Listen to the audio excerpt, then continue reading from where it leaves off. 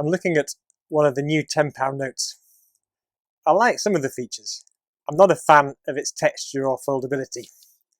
Yet, one thing remains unchanged.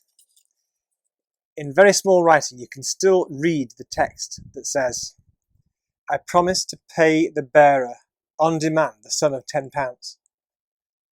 What an odd phrase. Apparently it comes from the days when one could go into a bank and exchange the note for its equivalent value in gold. Yes, gold sovereign coins. Wow. That's a promise that certainly meant something. Some promises aren't worth very much. You can't rely on the promise of someone or an institution who is fickle or corrupt or even forgetful.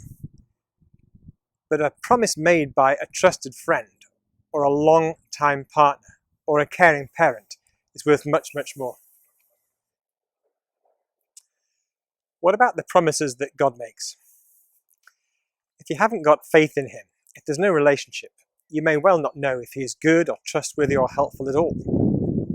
That's why Jesus came, to represent God, the great go-between, as it were, to show us what he's like. The surprising thing is Jesus keeps telling us that God is the most faithful, awesome, caring parent who already knows us and wants to help us. Jesus also said, "If you see me, you've seen the Father." Throughout his life, Jesus gave some amazing promises that seem astounding unless you realize that he is God.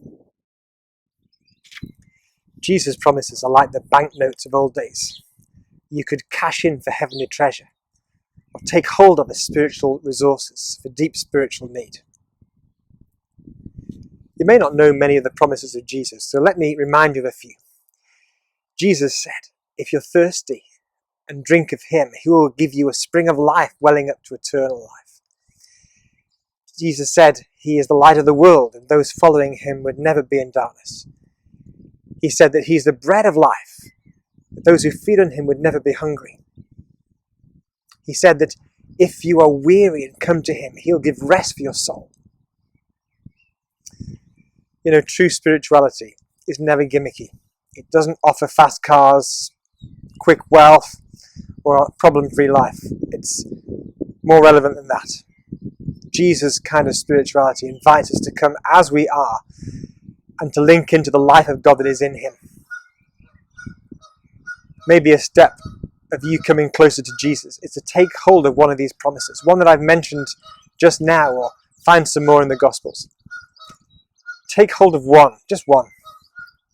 Believe it, pray it, cash it in, and see the rich spiritual treasure that Jesus will give you in exchange. Come to Christ. Come closer to Christ.